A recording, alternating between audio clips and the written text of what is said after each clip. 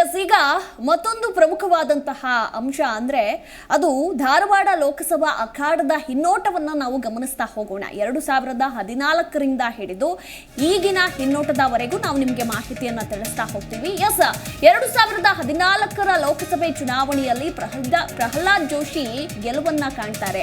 ಅವರು ಆಗ ಪಡೆದುಕೊಂಡಂತಹ ಮತಗಳ ಸಂಖ್ಯೆ 5,43,395, ಅಂದ್ರೆ 52% ಅವರು ಪಡೆದುಕೊಳ್ತಾರೆ. ಆಗ ಅವರ ಆಪೋಸಿಟ್ ಆಗಿ ನಿಂತಿದ್ದಂತಹ ಕ್ಯಾಂಡಿಡೇಟ್ ವಿನಯ್ ಕುಲಕರ್ಣಿ ಅವರು ಎಷ್ಟು ಮತಗಳನ್ನ ಪಡೆದುಕೊಂಡಿದ್ರು? 4,31,738, ಅಂದ್ರೆ ಗೆಲುವಿನ ಅಂತರ ಇಲ್ಲಿ 1,11,657 ಮತಗಳು.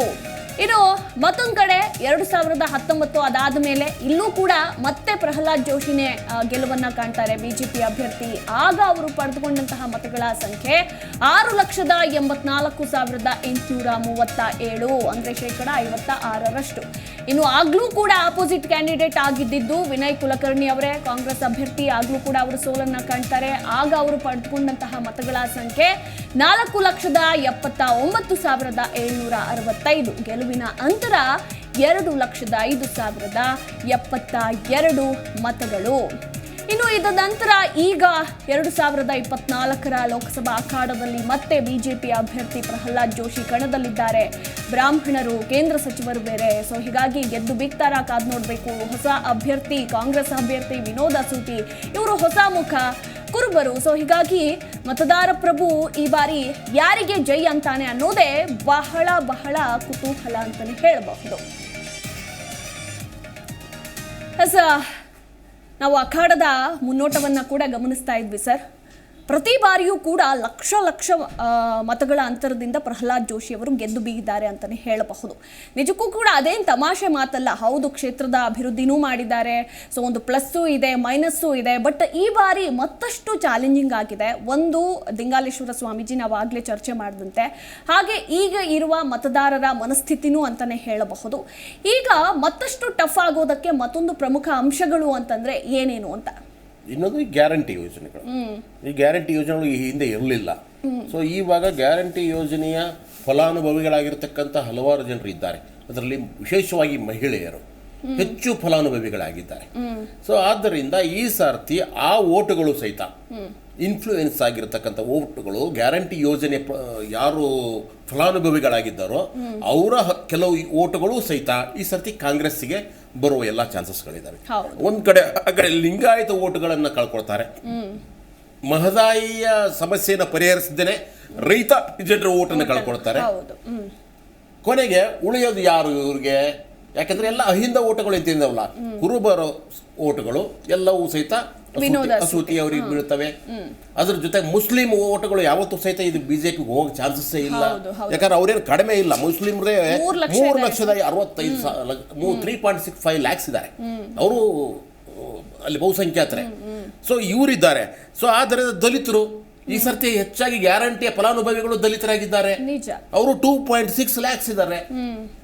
ಸೊ ಆದ್ದರಿಂದ ಈ ಸರ್ತಿ ಅಹಿಂದ ಎಲ್ಲವೂ ಸಹಿತ ಒಂದಾದರೆ, ಲಿಂಗಾಯತರ ಮತಗಳು ವಿಭಜನೆಯಾದರೆ ಯಾವುದೇ ಕಾರಣಕ್ಕೂ ಸಹಿತ ನಮ್ಮ ಈ ಜೋಶಿ ಅವರು ಬರಲಿಕ್ಕೆ ಸಾಧ್ಯತೆಗಳು ತುಂಬ ಕಡಿಮೆ ಇದ್ದಾವೆ. ಆದರೆ ಅಷ್ಟರಲ್ಲಿ ಮತ್ತಿನ್ನೇನಾದರೂ ಪವಾಡ ಆಗಬೇಕು, ಮತ್ತೆ ಯಾವ್ದಾದ್ರು ಬಾಂಬ್ ಸ್ಫೋಟ ಆಗಬೇಕು, ಮತ್ತೆ ಇನ್ನೇನು ಸಮಸ್ಯೆ ಆಗಬೇಕು, ಇವರು ಧಾರ್ಮಿಕವಾಗಿ ವಿಭಜನೆ ಆಗ್ತಕ್ಕಂಥ ಕೆಲಸವನ್ನು ಮಾಡಬೇಕು. ಅಂಥದ್ದೇನಾದ್ರೂ ಪುಲ್ವಾಮಾ ಘಟನೆ ಆದ ಹಾಗೆ ಎಲ್ಲೋ ಒಂದಿಷ್ಟು ಘಟನೆಗಳಾಗಬೇಕು.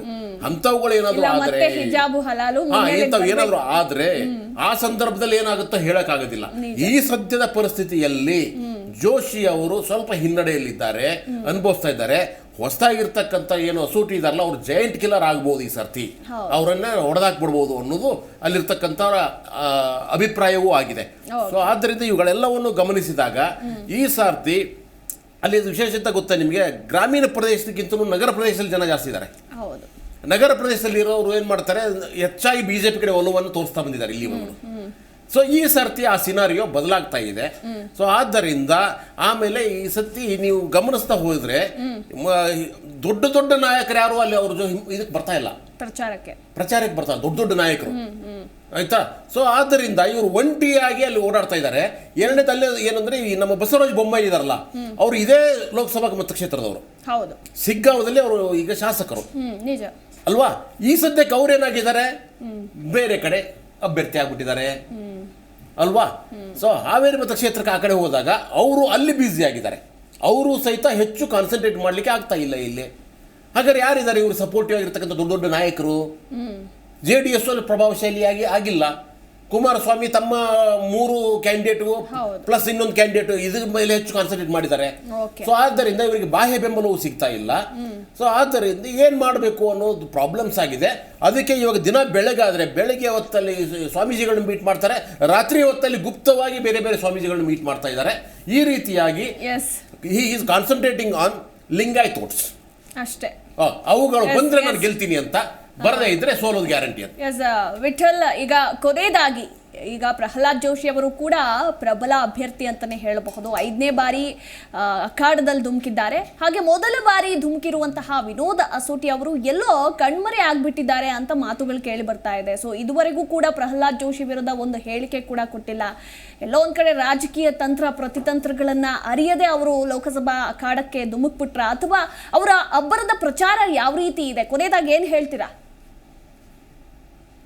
ಮಧು, ಈಗಾಗಲೇ ಏನು ಕಾಂಗ್ರೆಸ್ ಅಭ್ಯರ್ಥಿ ಬಗ್ಗೆ ಹೇಳ್ಬೇಕಂತಂದ್ರೆ ಯುವ ನಾಯಕ ಆಗಿ ಯುವ ಮತಗಳನ್ನ ಸೆಳೆಯಬೇಕು ಅನ್ನುವಂತ ಒಂದು ನಿಟ್ಟಿನಲ್ಲಿ ಕೂಡ ಕಾಂಗ್ರೆಸ್ ಈಗ ಅವರನ್ನ ಅಭ್ಯರ್ಥಿಯಾಗಿ ಮಾಡಿರುವಂತದ್ದು. ಏನು ಯುವ ನಾಯಕ ಮತ್ತು ಕ್ರೀಡಾ ಪ್ರಾಧಿಕಾರದ ಉಪಾಧ್ಯಕ್ಷನಾಗಿ ಒಂದು ನಿಗಮ ಮಂಡಳಿಗೆ ಅವರನ್ನ ಆಯ್ಕೆ ಮಾಡಿರುವಂತ ಬೆನ್ನಲ್ಲೇ ಇನ್ನು ಚುನಾವಣೆಗೆ ಸ್ಪರ್ಧೆ ಮಾಡುವಂತೆ ಹೈಕಮಾಂಡ್ ಸೂಚನೆಯನ್ನ ಮಾಡಿರ್ತಕ್ಕಂಥ ಬೆನ್ನಲ್ಲಿ ಕೂಡ ಏನು ಕಾರ್ಯತಂತ್ರ ಮತ್ತು ಪ್ರತಿತಂತ್ರಗಳನ್ನ ಹೆಣೆಯುವಲ್ಲಿ ಕೂಡ ಒಂದು ಸ್ವಲ್ಪ ಹಿನ್ನಡೆ ಈಗಾಗಲೇ ಏನು ಅಸೋಟಿಯವರಿಗೆ ಆಗ್ತಿರುವಂಥದ್ದು. ಅದಷ್ಟೇ ಕೂಡ ಏನು ಮಯೂರ ರೆಸಾರ್ಟ್ ನಲ್ಲಿಯೇ ಕೂಡ ಕುಂತು ಮಧ್ಯಾಹ್ನದವರೆಗೆ ಸಭೆಯನ್ನ ಮಾಡಿ ವಿವಿಧ ಪ್ರಮುಖರ ಸಭೆ ಆಗಿರ್ಬೋದು ಮತ್ತು ಕಾರ್ಯಕರ್ತರ ಸಭೆ ಆಗಿರ್ಬೋದು, ಆ ಸಭೆಯಲ್ಲಿ ಕೂಡ ಅಲ್ಲೇ ಒಂದು ಕಾಲಹರಣ ಮಾಡ್ತಾರೆ ಅನ್ನುವಂಥ ಒಂದು ಮಾತುಗಳು ಕೂಡ ಇದೀಗ ಕ್ಷೇತ್ರದಲ್ಲಿ ಕೇಳಿ ಬರುವಂಥದ್ದು. ಅಷ್ಟೇ ಅಲ್ಲದೆ ಕೂಡ ಸೀಮಿತ ಏನು ನವಲಗುಂದ ವಿಧಾನಸಭಾ ಕ್ಷೇತ್ರಕ್ಕೆ ಮಾತ್ರ ಸೀಮಿತ, ಇನ್ನು ಉಳಿದ 7 ವಿಧಾನಸಭಾ ವ್ಯಾಪ್ತಿಗೆ ಅವರ ಮುಖಪರಿಚಯವೇ ಇಲ್ಲ ಅನ್ನುವಂಥ ಒಂದು ಆರೋಪ ಕೂಡ ಇದೀಗ ಅಸೋಟಿಯವರ ಮೇಲಿರುವಂಥದ್ದು. ಹೀಗಾಗಿ ಎಲ್ಲೋ ಒಂದ್ ಕಡೆ ಕಾಂಗ್ರೆಸ್ ಗ್ಯಾರಂಟಿ ಯೋಜನೆಗಳನ್ನ ಇವ್ರನ್ನ ಕೈ ಹಿಡಿತಾ, ಅಥವಾ ಏನು ಯಾವುದೇ ರೀತಿಯಲ್ಲಿ ಕಾಂಗ್ರೆಸ್ ಗ್ಯಾರಂಟಿ ಯೋಜನೆಗಳನ್ನ ಇವ್ರನ್ನ ಕೈ ಹಿಡಿತಾವ, ಅಥವಾ ಯಾವುದೇ